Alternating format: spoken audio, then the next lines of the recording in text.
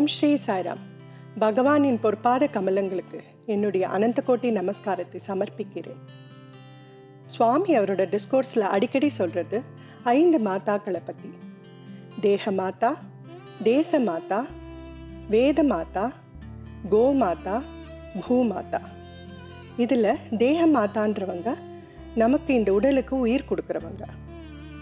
அப்படிப்பட்ட தேக மாதாவான என்னுடைய அம்மா இந்த சாயி மாதா கிட்டக்க எப்படி ஈர்க்கப்பட்டாங்க அப்படின்றது தான் ஒரு சின்ன இன்சிடெண்ட்டை உங்கள் கிட்டக்க நான் ஷேர் பண்ண போகிறேன். எங்கள் அம்மா சுவாமியோட ஆர்கனைசேஷனில் நடக்கிற பால் விகாஸ் ஆக்டிவிட்டி மேலே ரொம்ப இன்ட்ரெஸ்ட் எடுத்து அதில் என்னை போய் கொண்டு போய் விடும்போது தான் சுவாமி எங்களோட வாழ்க்கைக்குள்ளே வந்தாங்க. இந்த கிளாஸ் நடக்கும்போது எங்கள் அம்மா கூடவே இருந்து அந்த பால் விகாஸ் கிளாஸ் எப்படி நடக்கிறதுன்றதை பார்த்த உடனே தானும் ஒரு பால் விகாஸ் குரு ஆகணும் அப்படின்ற ஒரு ஆசை எங்கள் அம்மாவுக்கு வந்தது. இது அழகாக சுவாமி உணர்ந்து சுவாமி எங்கள் அம்மாவோட கனவில் வந்து, நீ அடாப்டட் வில்லேஜ் பால் விகாஸ் கிளாஸை கடைசி வரைக்கும் எடு, உன்னுடைய 2 குழந்தைங்கள நான் பார்த்துக்கிறேன் அப்படின்னு எப்படி பகவான் கிருஷ்ணர் அர்ஜுனனுக்கு ஒரு உறுதி கொடுத்தாரோ அதே மாதிரி இந்த சாய் கிருஷ்ணர் எங்கள் அம்மா கிட்டக்க பால் விகாஸ் கிளாஸ் எடு, நான் உன்னோட யோகக்ஷேமத்தை பார்த்துக்கிறேன் அப்படின்னு உறுதி கொடுத்தார். அதன்படி இன்னி வரைக்கும் எங்கள் அம்மா பால் விகாஸ் தான் தன்னோட உயிர் மூச்சுன்னு நினச்சி தன்னோட நிறைய ஆக்டிவிட்டீஸில் தன்னை இன்வால்வ் பண்ணிக்கிறாங்க. இதுதான் என்னுடைய பெரிய இன்ஸ்பிரேஷனாக இருந்தது. சின்ன வயசுலேருந்தே என்னோடய வாழ்க்கை சுவாமியோட ஆர்கனைசேஷன் அதை சார்ந்த ஆக்டிவிட்டீஸோடு சூழ்ந்து தான் என்னோடய வாழ்க்கை இருந்தது. அப்படிப்பட்ட சூழ்நிலையில் தான் வளர்ந்தேன். இப்படி இருக்கும்போது நான் வளர்ந்து பெரியவளாகும்போது Group 1 கிளாஸ் முடிப்பேன். Group 2 கிளாஸ்க்கு போனேன்னா எங்கள் அம்மா என்ன Group 1 கிளாஸ்க்கு அசிஸ்ட் பண்ண சொல்லுவாங்க. அதே மாதிரி Group 2 முடிச்சுட்டு Group 3 போனேன்னா Group 2 கிளாஸ்க்கு ஹெல்ப் பண்ணுவாங்க. காலேஜ் முடிச்சுட்டு அனந்தபூர் முடிச்சுட்டு இங்கே வந்து நான் ஆஃபீஸில் போய் ஜாயின் பண்ணும்போது அந்த வயசுக்கு ஒரு சின்ன சின்ன டிஸ்ட்ராக்ஷன்ஸ் கண்டிப்பாக இருந்தது. அதை எங்கள் அம்மா நல்லா அழகாக உணர்ந்து என்னை எப்படி வழி நடத்தினாங்க அப்படின்ற ஒரு இன்சிடெண்ட் தான் உங்ககிட்ட இப்போ சொல்ல போகிறேன்.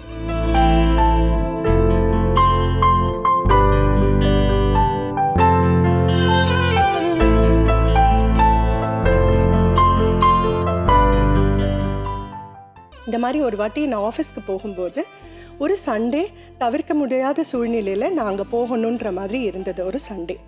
ஸோ அன்றைக்கி எனக்கு பால் விகாஸ் கிளாஸ் மத்தியானம் இருந்தது. நான் எடுக்கணும் கிளாஸு.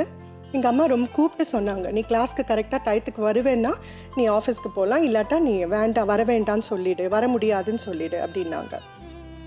நான் கண்டிப்பாக நான் வந்துடுவேன் அப்படின்னு சொல்லிவிட்டு ஆஃபீஸ்க்கு போயிட்டேன். ஆஃபீஸ் வேலை கரெக்டாக டயத்துக்கு முடிஞ்சிடுச்சு. பட் நான் ஃப்ரெண்ட்ஸோடு பேசி கொஞ்சம் அவங்களோடலாம் பேசினதில் டைம் போனதே தெரியல. எப்படியும் பசங்க வெயிட் பண்ணுவாங்க, நான் அதுக்குள்ளே வந்துடலாம் அப்படின்ற ஒரு எண்ணத்தில் வந்தேன். பால் விகாஸ் கிளாஸ்க்கு கொஞ்சம் லேட்டாக தான் வந்தேன். ஆனால் சுவாமியோட வேலை யாருக்காகவும் நிற்காது. பால் விகாஸ் கிளாஸ் கரெக்டாக டயத்துக்கு ஆரம்பிச்சிடுது. எங்கள் அம்மா கிளாஸ் எடுத்தாங்க. நான் நடுவில் போய் ஜாயின் பண்ணி கொஞ்சம் ஆக்டிவிட்டீஸ்லாம் முடிச்சு அந்த பால் விகாஸ் கிளாஸ் முடிஞ்சிட்டு பசங்கள்லாம் போயிட்டாங்க. அதுக்கப்புறம் எங்கள் அம்மா கூப்பிட்டு எங்கிட்ட சொன்னது, நம்ம வாழ்க்கையில் நடக்கிற ஒரு விஷயமும் நல்லதோ கெட்டதோ எல்லாமே சுவாமியோட அனுகிரகத்தால் தான் வருது. இந்த வாழ்க்கை அவரோட அனுகிரகம், அவரோட ஆசீர்வாதம் தான். அதை நீ என்றைக்குமே மறக்கக்கூடாது, என்றைக்குமே அதை நீ உணர்ந்து இருக்கணும். அதனால் உன்னோட சண்டே வந்து சாய் டேவா அதை தான் நீ ப்ரையாரிட்டியாக வச்சுக்கணும். என்றைக்குமே எல்லா சண்டேஸும் உனக்கு சுவாமியோட ஆர்கனைசேஷன் ஆக்டிவிட்டீஸில் அதுதான் ப்ரையாரிட்டியாக வச்சு நீ எல்லாம் பண்ணணும் அப்படின்றத எனக்கு ரொம்ப ஆழ்ந்து அனுபவபூர்வமாக அன்னைக்கு சொன்னது எனக்கு ரொம்ப அது மனசில் பதிஞ்சதுனால அன்னிலேருந்தே எனக்கு அது பெரிய லெசனாக ஆகி நான் வந்து எல்லா நாளும் அந்த சண்டேஸாக இருந்தாலும் சுவாமியோட ஆர்கனைசேஷன் ஆக்டிவிட்டீஸ்க்கு ப்ரையாரிட்டி கொடுக்கணுன்ற ஒரு எண்ணம் இன்னி வரைக்கும் எனக்கு சுவாமி அனுகிரகத்தினால இருக்குது. ஸோ இப்படி நிறையா விஷயங்கள், நிறையா தருணங்களில் எங்கள் அம்மா வந்து எப்படி வந்து நான் சின்ன விஷயத்தில் தவறி போனாலும் திருப்பி என்னை கொண்டு வந்து அதே ட்ராக்கில் விட்டு சுவாமியோட ஃபோல்டில் வைக்கணும்னு நினச்சது எங்கள் அம்மா. அது எனக்கு ஒரு பெரிய இன்ஸ்பிரேஷனாக இருந்தது. நான் பெரியவளாகி சுவாமியோட அன்பையும் அந்த கருணையும் எப்படி உணர்ந்தேன்றது ஒரு சின்ன இன்சிடெண்ட் மூலமாக விவரிக்க நினைக்கிறேன். நான் கல்யாணம் ஆகி எனக்கு குழந்தை வந்தாச்சு. நவராத்திரி போது சுவாமி கிட்டக்க போயிட்டு ஒரு 5 நாள் சேர்ந்தாப்பில் தர்ஷன் கிடைக்குமே அப்படின்னு நினச்சி ரொம்ப ஆசைப்பட்டு தர்ஷனுக்கு போகணும் அப்படின்னு சொல்லிட்டு புட்டபர்த்திக்கு பஸ்ஸில் புக் பண்ணிவிட்டு கிளம்பலான்னு நினச்சி எல்லாமே பிளான் பண்ணியாச்சு. நானும் என் பொண்ணுக்கு அப்போ 6 வயசு ஆகுது. அன்றைக்கி காலையிலேருந்தே எனக்கு ரொம்ப ஜுரம். எங்கேயாவது வீட்டில் ஜுரம்னு சொன்னால் விட மாட்டாங்களோன்னு பயந்துட்டு நான் ஜுரத்தை பற்றி சொல்லவே இல்லை. அன்றைக்கி நைட்டு நான் பஸ்ஸில் ட்ராவல் பண்ணோம். வழி பூரா எனக்கு ரொம்ப முடியல, ரெஸ்ட்லெஸ்ஸாக தான் இருந்தது. புட்டபர்த்தி போய் சேர்ந்தாச்சு. விடிக்காலம்புற சேர்ந்ததுனால சரி கொஞ்ச நேரம் தூங்கி ரெஸ்ட் எடுத்துகிட்டு தர்ஷனுக்கு போகலான்னு நினச்சேன். நான் மாத்திரை போட்டு தூங்கி எழுந்துக்கும் போது மணி 10. ஸோ அன்றைக்கி தர்ஷனை மிஸ் பண்ணிட்டேன். ரொம்ப மனசு வேதனையாக போச்சு, ரொம்ப கஷ்டமாக போச்சு. அப்படி இருக்கும்போது சரி மத்தியானம் எப்படியாவது கண்டிப்பாக போயிடணும் அப்படின்னு சொல்லிட்டு கொஞ்சம் மாத்திரையெல்லாம் போட்டு, ஏன்னா எனக்கு ஜுரம் இருந்துகிட்டே இருந்ததுனால மாத்திரையெல்லாம் போட்டு மத்தியானம் சாப்பிட்டுட்டு தூங்கினேன். திருப்பி அதே மாதிரி நான் எழுந்துக்கும் போது மணி 6. அன்றைக்கி ஃபுல் டே நான் புட்டபர்த்திலே இருந்தாலும் என்னால் தர்ஷன் பார்க்க முடியல. எனக்கு ரொம்ப மனசு வேதனையாக போயிடுச்சு. ஸோ எப்படியாவது மறுநாள் கார்த்தால நான் போகணும், கண்டிப்பாக சுவாமியோட தர்ஷன் பார்க்கணுன்னு ரொம்ப வேண்டின்ட்டு அன்றைக்கி நைட்டு தூங்கினேன். அதே மாதிரி எனக்கு மாத்திரையோட வீரியமாக என்னன்னு தெரியல, என்னால் எழுந்துக்க முடியல, நினைவே இல்லாமல் தூங்கியிருக்கேன். எழுந்துக்கும் போது மணி 10. ஸோ இப்படியே போயிட்டு இருந்ததில்ல. நான் அன்றைக்கி மத்தியானம் டிசைட் பண்ணது, சரி நான் மாத்திரையே சாப்பிட போகிறதில்ல, நான் முழிச்சுட்டு மத்தியானம் ஃபுல்லாக முழிச்சுட்டு டைரெக்டாக தர்ஷன் போகணுன்னு டிசைட் பண்ணி அப்படியே பண்ணேன். கரெக்டாக ஃபஸ்ட்டு லைனில் தர்ஷன் கிடச்சிது. ரொம்ப ஹாப்பியாக இருந்தேன், சுவாமியை பார்க்க போகிறேன் அப்படின்னு சொல்லிட்டு. கரெக்டாக தர்ஷன் டைம் நெருங்கும்போது எனக்கு ஒரு வாமிட்டிங் சென்சேஷன் வந்தது. நானும் என் பொண்ணையும் கூட்டிகிட்டு வெளில போய் நான் எல்லாம் முடிச்சுட்டு வரத்துக்குள்ளே சுவாமி வந்துட்டார். அதனால் என்னை உள்ளே விடலை.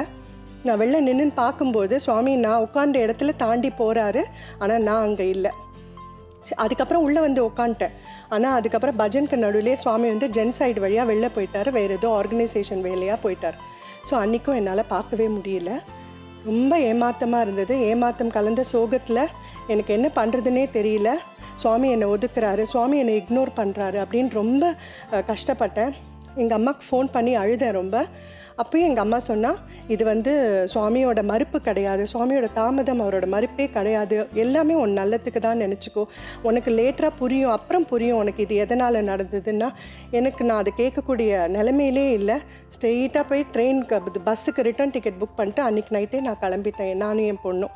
எப்படின்னா சுவாமி என்னை இக்னோர் பண்ணிட்டாரு, சுவாமி என்னை ஒதுக்கிட்டாரு, அதனால் நான் கிளம்புறேன் அப்படின்ற ஒரு எண்ணத்தில் நான் கிளம்பிட்டேன். அன்றைக்கி நைட் ஃபுல்லாக ரொம்ப பஸ் ஜேர்னியில் எனக்கு கஷ்டமாக தான் இருந்தது. உடம்பு சரியில்லை, ரொம்ப ஃபீவர் ஜாஸ்தியாக இருந்தது. மறுநாள் மார்னிங் வந்து ஸ்ட்ரெயிட்டாக நான் டாக்டர்கிட்ட போனேன். எனக்கு உடனே அட்மிட் பண்ண சொல்லி ப்ளட் டெஸ்ட்லாம் எடுத்து பார்த்ததில் எனக்கு டெங்கு ஃபீவர். அப்போது இன்னும் அதோடு தாண்டி எனக்கு என்னோடய பிளேட்லெட்ஸ் வந்து 25,000 தான் இருந்தது. டாக்டர்ஸ் எல்லோரும் வந்து எப்படி நீ வந்து புட்டபர்த்திலேருந்து வந்தேன்னு அவங்களால நம்பவே முடியல. அதாவது ஒரு பஸ் ஜேர்னி, ஒரு 6 வயசு குழந்தையோடு நீ எப்படி வந்தேன்னு எனக்கு தெரியவே இல்லை அப்படின்னு அவ்வளோ ஆச்சரியப்பட்டு போயிட்டாங்க. அதுவும் இல்லாமல் என்னோடய டாக்டர் வந்து கோவில் சுற்றி இவளை எப்படியாவது காப்பாற்றுன்னு வேண்டுற அளவுக்கு என்னோடய நிலைமை இருந்தது. ஆனால் அதை தாண்டி அந்த டயத்துலேயும் வந்து எனக்கு பிளேட்லெட்ஸ் டொனேட் பண்ணதும் சாய் ஆர்கனைசேஷன் மெம்பர்ஸ் தான். அப்படி பண்ணி நான் அந்த கஷ்டத்துலேருந்து வெளில வரும்போது தான் எனக்கு தெரிஞ்சது, சுவாமியோட அனுகிரகம் வந்து என்றைக்குமே தாமதமாக கிடைச்சாலும் அது ஒரு அர்த்தத்தோடு தான் கிடைக்கும் அப்படின்றத எனக்கு எங்கள் அம்மா அன்றைக்கி ரொம்ப ஆழமாக உணர்த்தினாங்க. அதுலேருந்து எனக்கு சுவாமி மேலே இருக்கிற அன்பும் அந்த பற்றுதலும் இன்னும் ஜாஸ்தியாக தான் போச்சு. இதே மாதிரி இருக்கும்பொழுது நிறைய சூழ்நிலைகளில் இதை வந்து என் பொண்ணுக்கு சின்ன வயசுலேருந்தே, பிறந்ததுலேருந்தே அதை நான் அவளுக்கு சொல்லி கொடுத்து வளர்ந்ததில் அவளுக்கும் அந்த சுவாமியோட அனுகிரகத்தினால அவளுக்கும் அந்த அன்பும் அந்த பரிபூர்ண பக்தியும் சுவாமி மேலே இருந்தது. இது எப்படின்னா, எல்லா விஷயமும் நம்மளை சுற்றி நடக்கிறது சுவாமி தான் நமக்கு கொடுக்குற அனுகிரகம் அப்படின்றத அவளுக்கு ரொம்ப ஆழ மனசில் பதிய வச்சதுனால, ஒரு வாட்டி சின்ன குழந்தை, அவள் 6 வயசு இருக்கும்பொழுது வேனில் போயிட்டுருக்காங்க. தட் இஸ் ஸ்கூல்லேருந்து திருப்பி ரிட்டர்ன் வீட்டுக்கு வரும்போது அவளுக்கு ரொம்ப பசி. அன்றைக்கி மத்தியானம் லஞ்ச் கீழே வந்துச்சு, சாப்பிடவே இல்லை. அவள் ரொம்ப பசியில் இருந்திருக்கா. அப்போ வந்து சுவாமிக்கிட்ட வேண்டிக்கிறா, சாய் காயத்ரி சொல்லிவிட்டு, சுவாமி எனக்கு என்னோடய வேன் வந்து சீக்கிரமாக என்னோடய வீட்டுக்கு போயிடணும், அப்போ தான் என்னால் சாப்பிட முடியும் அப்படின்னு அவள் யோசிக்கிறா. சுவாமிக்கிட்ட வேண்டிகிட்டே இருக்கா. ஏன்னா இவளோட ஸ்டாப் வந்து லாஸ்ட்டு ஸ்டாப், அதனால் லேட் ஆகும் வரத்துக்கு.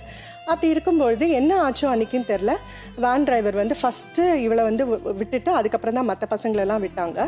கோஇன்சிடென்ஸையும் சாய் இன்சிடென்ஸாக நினச்சி வளர்ந்த பொண்ணு தான் அது. அப்படி இருக்கும்போது எனக்கு ரொம்ப சந்தோஷமாக நெகிழ்ச்சியாக இருந்தது. இப்படி அவள் வளர்ந்து யூனிவர்சிட்டியில் படித்து முடித்து வெளில வரும்போது, அவள் வெளி யூனிவர்சிட்டியில் தான் படித்தா. வெளில வரும்போது ஒரு ஃபேர்வெல் மெசேஜாக அவங்க ப்ரொஃபஸர் கூப்பிட்டு சொல்கிறாங்க, இந்த எல்லா ஸ்டூடெண்ட்ஸ்லேயுமே நீ ரொம்ப யூனிக்காக இருக்க, உன்கிட்டக்க ஏதோ ஒரு தனித்துவம் தெரியுது, உன்னோட கேரக்டர், உன்னோட இன்டெகிரிட்டி, உன்னோட இம்பார்ட்டன்ஸ் டு ஹியூமன் வேல்யூஸ் இதெல்லாம் வந்து உன்னை ரொம்ப டிஸ்டிங்க்டாக காமிக்குது. ஸோ நீ என்றைக்குமே இதை வந்து கடைசி வரைக்கும் ஃபாலோ பண்ணு அப்படின்னு சொல்லி அந்த ஃபேர்வெல் மெசேஜ் எழுதி அனுப்பிச்சிருக்காங்க. இந்த மாதிரி நிறைய விஷயங்கள் எங்கள் அம்மா எனக்கு கொடுத்ததை நான் என்னோடய பொண்ணுக்கு கொடுக்க முடியுது அப்படின்றதே அவரோட அருளால் தான். என்னோட ஆசையும் வேண்டுகோளும் சுவாமிக்கிட்ட என்னென்னா, தலைமுறையாக சுவாமியோட ஃபோல்டில் அவன் அருளால் அவன் தான் வணங்க வேண்டும் என்றது தான் என்னோட ப்ரேயர். ஜெய் சாய்ராம்.